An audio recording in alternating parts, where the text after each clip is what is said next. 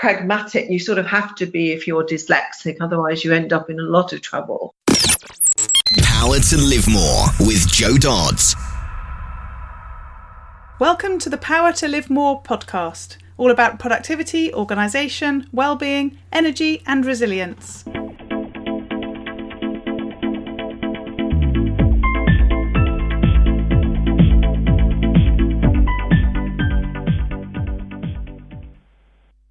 I'm Jo Dodds, and I started this show to enable interesting people to share their stories about how they use their power to live more, and by that I mean to do the stuff that they want to do more than the stuff that they need to or should do.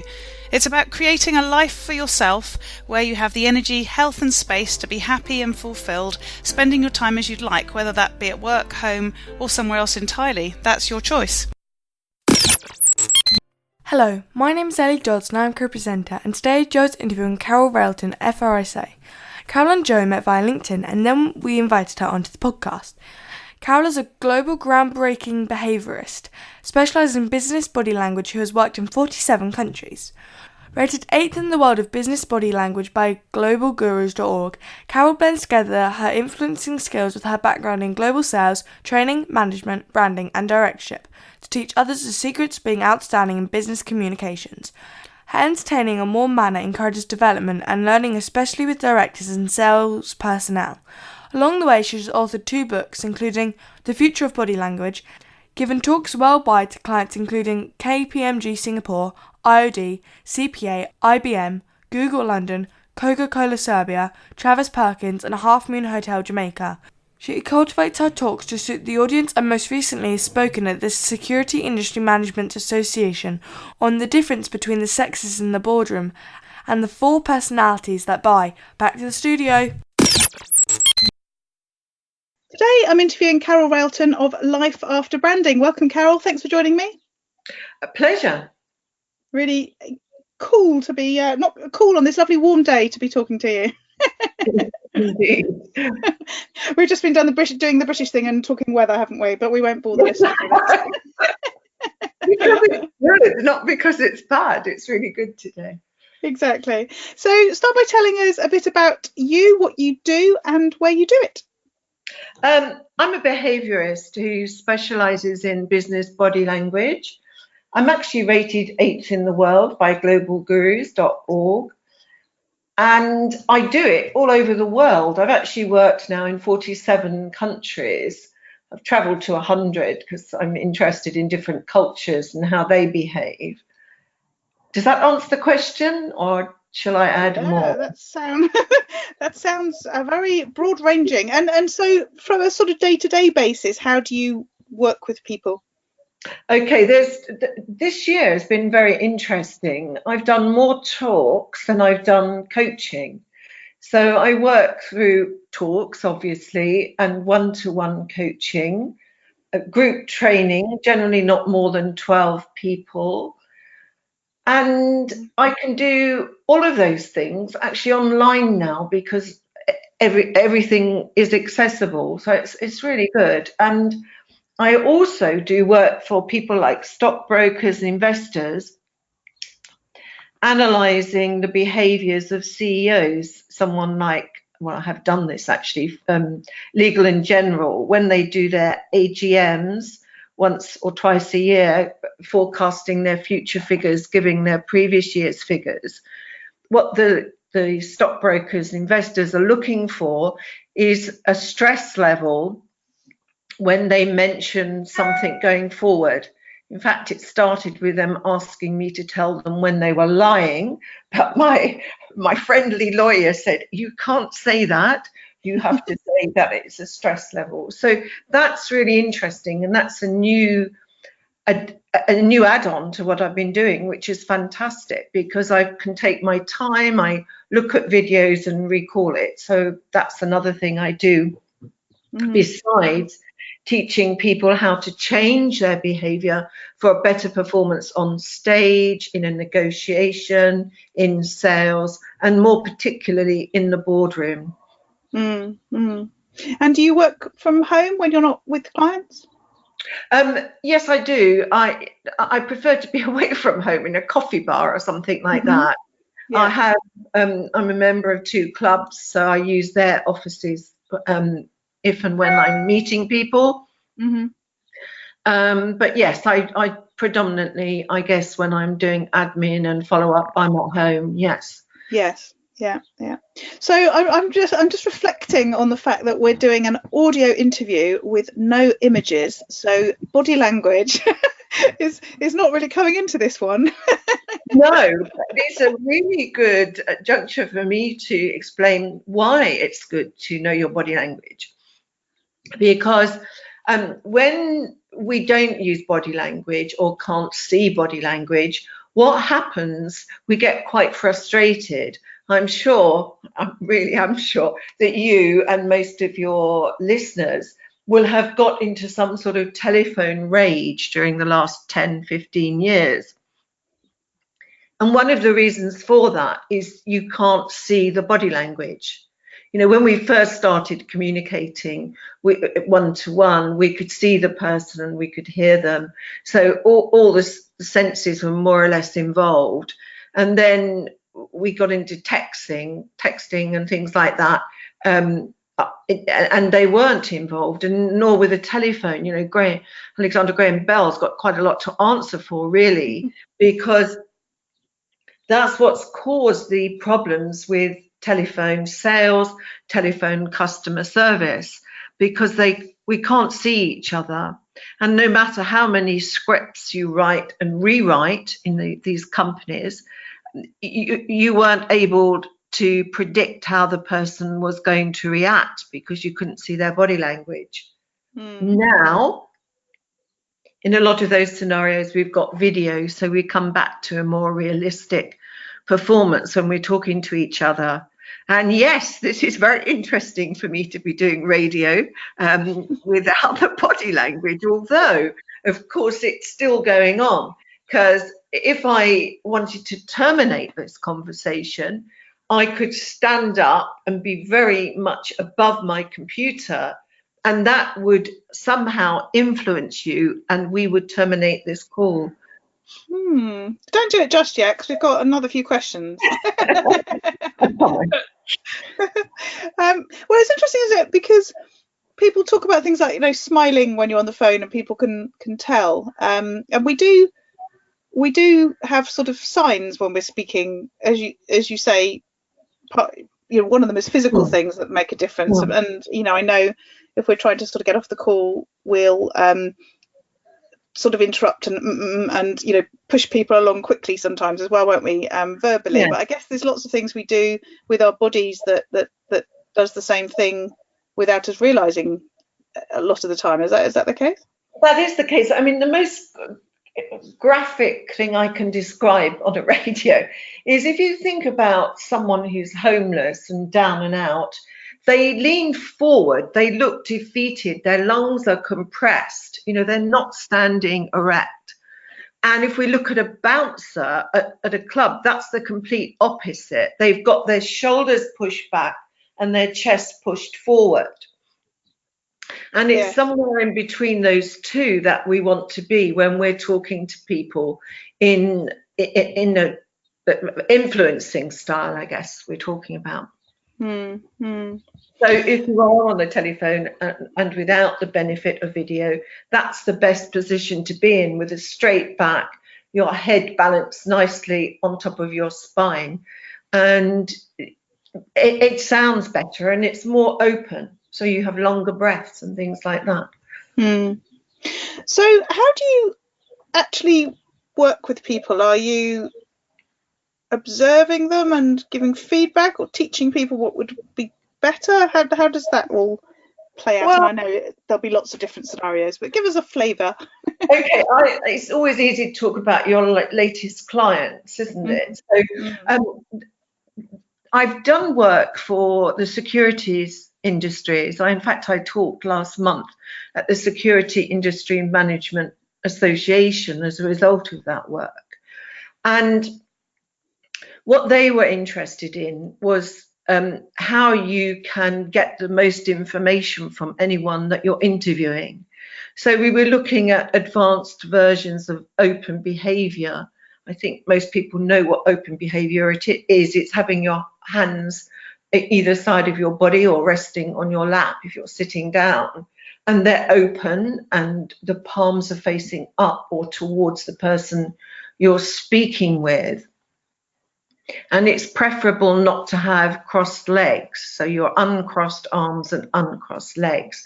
And that gives you quite a vulnerable position, and for people to feel more at ease with you as a result and give you more information. You can test this with your partners. It's a great game to play, to try to get something you want with your legs crossed and your arms crossed and leaning forward.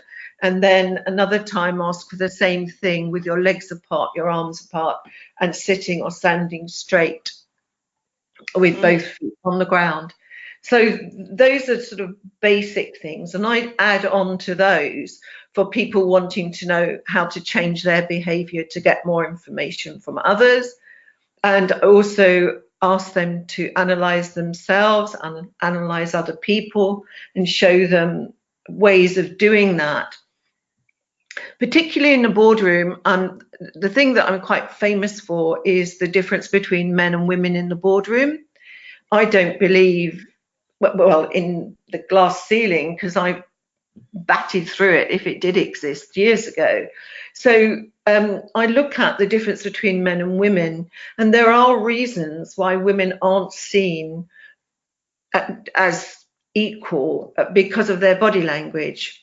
If I just give a quick example, if you look at the Queen or the CEOs of companies, they make very few body movements. They walk quite stately, quite slowly, and they're not making lots of moves, flapping their hands, waving pieces of paper in the air, or their pocket computer or whatever. And the reality is men make less moves than women. So women are seen as lower down the scale, if you like, which is where people make lots of movements. Yeah. Right. Yeah. So the obvious, and this is something I recognised years ago. As I say, I'm quite famous for it and got my head up in my own field because of this. So my take on this is to teach women to be more regal, not to make less moves, but to be more regal when they make the moves. Okay. And in doing that, what's happened is I found out not only do we make more physical moves, but we compound it because we have a handbag and a briefcase, whereas the guy might have a portable inside his jacket, which he just takes out. We tend and puts on the desk, whereas women have got to unzip their or unbutton or unbuckle their bag to get their pen and then to get their computer out. So not only are we making more moves, we compound it by the way we dress and how we handle our office equipment. Interesting. I'm starting to see my quite streamlined handbag that fits my laptop in as a positive now then. Yes, absolutely. Absolutely. I do a little exercise when I'm doing group trainings, and often there isn't a man in the training course, and so we pick someone off the street or in the corridor if we're in a hotel or something like that. And we ask them to walk around the table once, go out the room without knowing what we're doing, and then we ask one of the girls or from outside or in the group to do the same, counting the body movements. And I've been doing this for 20 years. And in that 20 years, it's never, ever been that the man made more moves than the woman. Wow. That's how inbred it is. Yeah.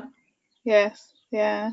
Interesting. I probably undo all of the good with my laptop carrying with the fact that I flap my arms around a lot when I speak. Well, when you speak, if you're speaking to an audience, that's quite a good thing to do, is to be mobile. I mean, not many of us like someone who stands on stage completely stiff in the same spot. It doesn't have the impact of someone talking with their arms and hands, as long as that body language is matching that verbal communication. That's where the discord happens. And I'm just going to plug my book then. I have a little book called The Future of Body Language, which looks at how to perform on stage, how to perform on video. That's actually what it's about. And there are some tips there, obviously, on of what to do and how to do it. Yes, yeah. So let's go back a bit. How did you get into this? I mean, I sort of talk to people nowadays about how so many jobs in the future don't actually exist currently. So our children are at school studying to do things that they don't even know exist, and aren't saying, I want to be a firefighter, or I want to be a train driver, or whatever, like they might have done in the olden days, because that's not how it works anymore. But I don't imagine you were at school saying, I want to be a body language expert either, were you? No, I wasn't. That's quite correct. No, and it didn't happen until my 40s. I worked my way up as a computer programmer for IBM, and I travelled. I lived in. I'll tell you what happened. I got married when I was 21 to another IBMer. We went off to Zambia to work for Anglo-American mines as computer programmers. They then wouldn't put us on the same shift. So I had, in those days, I was the one that left. It's interesting, actually, when I think about it now, because I was more advanced, but never mind. Anyway, so I left and took a job on a newspaper, that sort of thing. And but I eventually divorced that guy and divorced that whole career of working in those sorts of terms. And I came back to the UK looking for a job, and I went into Reed Employment, and they said, oh, come and join us as an interviewer. And I worked my way through there, became general manager of Central London before I got headhunted to go back to South Africa. So my travel had been ignited with those jobs. I was really interested in travel, and I came back again to the UK after several years working very successfully, and I worked for well, first of all, I worked for what's it called, Data Point, yes, which is another American company. So by this time I'd worked for Xerox, who is American. IBM. Oh no, I went to Xerox. I worked for Xerox for 11 years. In sales training, area manager for sales and marketing in 9 countries in the Middle East. Lots of times these were the first, I was the first woman to work in the Middle East at that level. In Xerox, I was the first woman to be a sales training manager in the UK. And I kept thinking, how come I get these roles? How come I get promoted? And that started an interest in behaviour in me, because I'm actually dyslexic. So it was a big struggle for me to write anything, but I could see things that other people couldn't see. Like what I now know is body language, but I didn't know what to call it at the time. So whilst working in the Middle East for Xerox, I had an interpreter on a massive contract where I'd actually got Xerox to change the contract, which was quite something in those days. And I promised my boss that we'd get the deal. It was millions and millions of dollars worth. And during the negotiation, I realized we weren't going to get the deal, but my interpreter was not telling me that. And I knew we weren't. I knew something was wrong.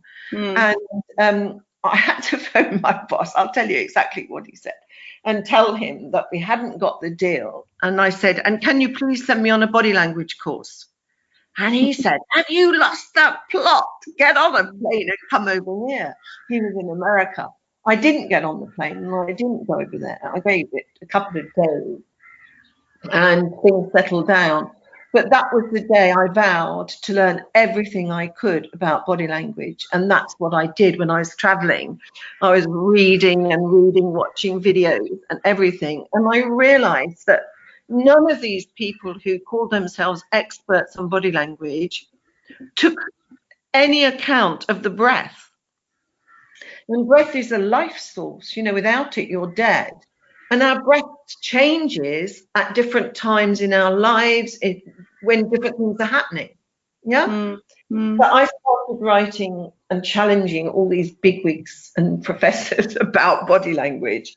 And I took a few more jobs, became a director of a company that I tried to buy with 2 other directors. We didn't get that. And although we'd done it without prejudice, I decided it was time for me to leave and start my own company, which I did. And that company was Living Success, teaching individuals how to use body language and influential skills. And then 2 years later, I formed Life After Branding, which was for companies to teach and use body language and influencing skills to become better at sales, better at all negotiations. And here we are. I've reduced the company now. It's just 2 of us, but it did get up to quite a few people. Yes, yeah. So what does a sort of typical day look like, and how do you make sure you get done what you need to get done? What sort of systems do you use? I've told you I'm dyslexic, so systems are not actually that useful to me. I'm very minimalistic. I have a part-time PA. Everything that I have to do in any one day goes on the diary. Every morning I write my list of objectives before I look in the diary. What do I want to achieve during this particular day? And I also I actually give thanks for what I have already. That started about 5 years ago. I started doing that, and I've continued it. And I find it very useful because it puts you in a very placid place, a place of gratefulness, and I find that easier to work with during the day.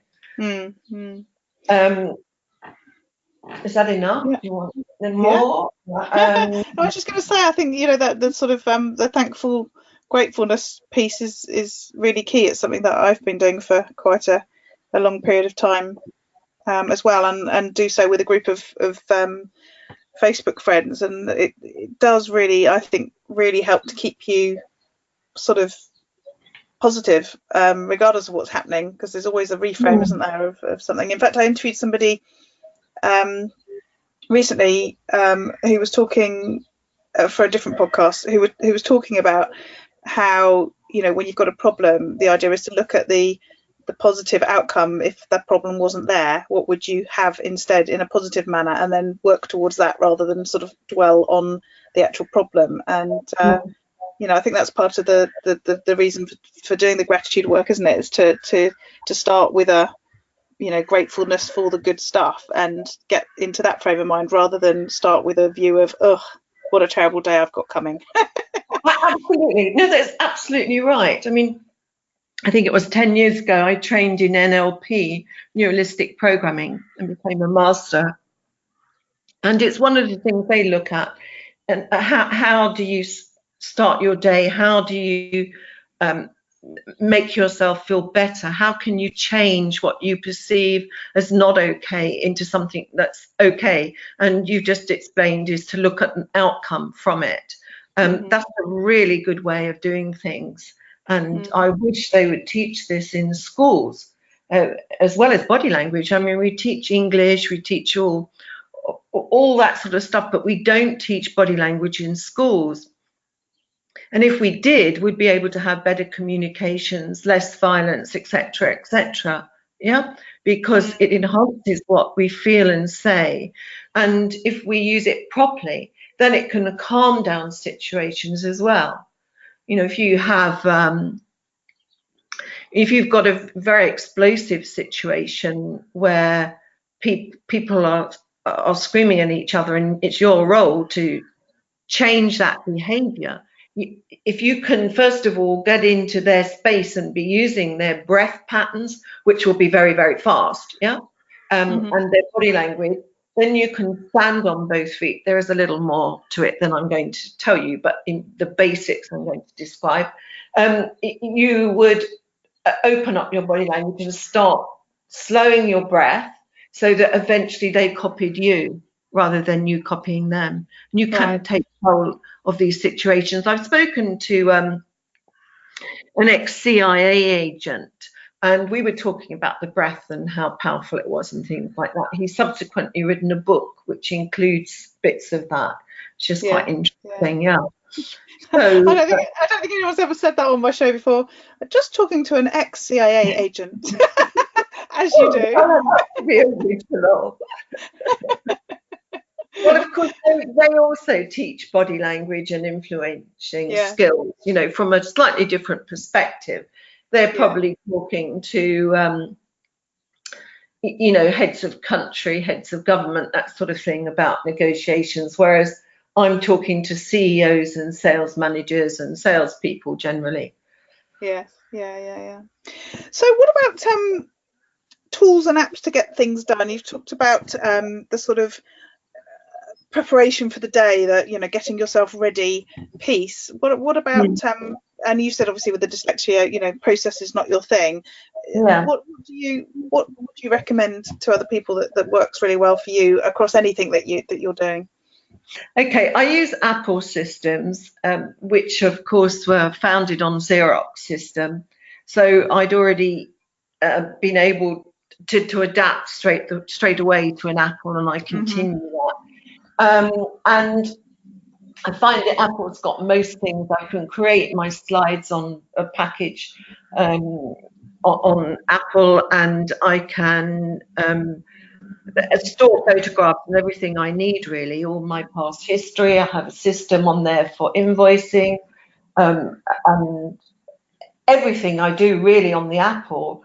But in terms of outside of the Apple and the phone, in my office, I'm talking about my home office here, I have 3 very large charts on the wall, and one says start, one says in progress, and one says completed. And every day I look at what's still on the start and what's in the progress, and pull off the completed from the previous day, and that makes you feel good as well, that you've completed something yesterday. And then put any new things up on the start and look at what I have to progress to the in progress. And I do that with 2 colours of Post-it notes, one bright luminous green, which is urgent, and green stands for growing in my mind. So that's why it's, if I don't solve it, that it's going to explode. So get that done first. And then the other one is pink, which I think is fanciful and a bit feminine. I know that's a bit old-fashioned, but that's how it works, and it's been working for a couple of years for me, and it works really well. Yes. Yeah. So at any one time, I've got everything I need to start doing, perhaps for a talk in the future, creating the slides for that if I'm using slides. And then in progress will be things where I've done half the contract, but there's more to complete, or I've got as far as meeting the CEO, we've got the deal, but we don't have a start date, that sort of thing. Yeah. Interesting that it's quite visual for you, given what you do. Yes, well, I think I am a very visual person. I think what I lack on the other side is really fruitful for me. In my spare time, and more in my business time, actually, I'm doing photography, and I'm now an award-winning photographer.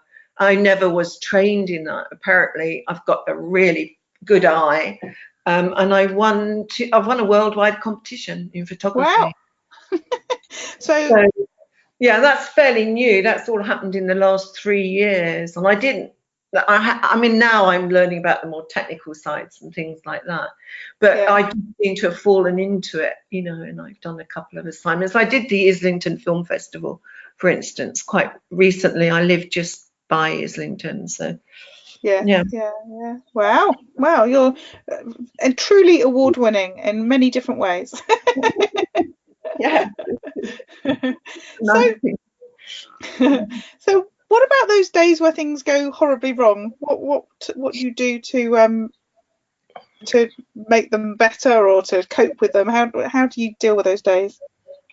I suppose I always try and give myself extra time.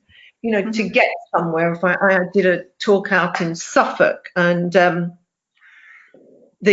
was staying overnight. I was talking at the Harwich Royal Yacht Club, and they arranged for a cab to meet me at the station at Ipswich to take me to my hotel, and then I had a turnaround time of an hour to get into an evening dress, collect things and go.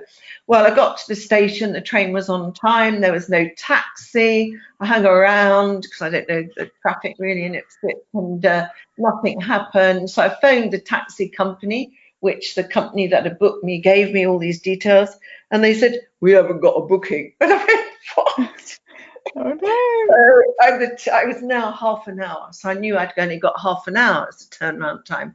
So I phoned the PA of the person who'd booked this whole thing, and she said, oh, hold on, I'll find someone. And of course, you know what I'm going to say. The taxi arrived, got there, and in 2 minutes, I had about 2 minutes to check in, dump my things, and turn around. So getting made up in the cab, all that sort of stuff. And actually, as I was going along in the cab, I had a really nice cab driver, and that helped, obviously. But as I was going along, I was thinking, why did I need an hour? I've done all this in a couple of seconds, So I think time is my biggest awareness. I take a lot of time before an appointment to try and get there early or on time and see what's going on. I'm quite pragmatic. You sort of have to be if you're dyslexic, otherwise you end up in a lot of trouble. I had I invoiced someone the other day, and they said, this is not what I expected to pay. And I thought it was a strange sentence, expected to pay. They had given amazing reviews, and I said, what did you expect to pay? And it was under half of what my fee was. And I said, but I quoted my fee. I wouldn't take an assignment without a fee. Anyway, so I put the phone down because I had to go somewhere, and I said, look, okay, let me look at this and come back to you. So I looked at the whole history and the emails and everything, and I thought my natural reaction was to phone up and go, look, I see it's all here in line, and everything, and just limit well pay. And then I had some other sort of realization, and I thought, no, this is a really nice client, and I'd love to work with her again. And I ended up writing a really lovely, with the help of my PA, a really lovely email and saying, look, this is the fee. I'm on this occasion, I'm going to reduce it by 50% as long as you pay it by tomorrow, because I don't want any bad feeling, blah, blah, blah, blah, blah. And it worked. And I thought, rather than waste the time trying to get the whole fee, the effort, the aggravation. And anyway, she wrote to me, she said, oh, thank you so much. I didn't expect that, having told me she was expecting to pay less. So these things, if you can keep your cool, I think can be worked out. I didn't tell the woman who'd booked me for the talk in Suffolk until after I'd spoken that I didn't have the hour that they planned for me to check into the hotel, get changed and everything like that. So, I don't think I have that bad of days, really. And if I do, it's normally to do with the computer. It doesn't, otherwise things run pretty smoothly. No, it's good to know. So on the flip side then, what about those days where you've had the chance to live more, which I say is all about getting to do more of the things that you want to do and less of the things that you feel you should do or you have to do? What does that day look like for you? Well, taking pictures, taking photographs, and traveling. I mean, they're the two motivators for me, traveling.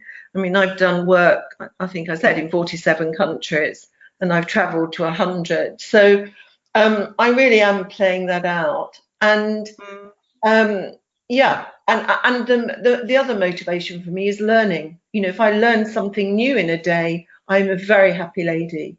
And generally you can learn something if you look deeply enough. Yes. How do you ensure that you are learning as you go? Well, I'm nearly always on a course of one sort or another. I'm currently on a course about the technical stuff on with cameras. I'm working with a guy called Chris Coe, who he does on. If people are Londoners, they'll probably know about the Travel Photographer of the Year award, which is an outside exhibition on the South Bank for a month. And I did a week's course with him in Ireland last year, taking pictures of seals and mountains in horrendous weather along the Atlantic wild coast there, but beautiful pictures as a result. And I got an invite to his opening of that exhibition. So I go as often as I can out with him because I think he's an amazing photographer. I attend lots of meetup photographic groups. Yep. And I keep myself fit. I go to the gym. I do water aerobics twice a day. Not twice a day. Whoa, that's committed. You must be very wrinkly. Twice a week if I'm in London, and as well as going to the gym and things like that. So I'm a very active person.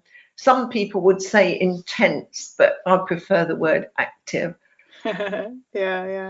Oh, cool. That's good to know. So it's been really interesting talking to you, Carole. Thank you so much for joining me. How can people find out more about you and connect with you?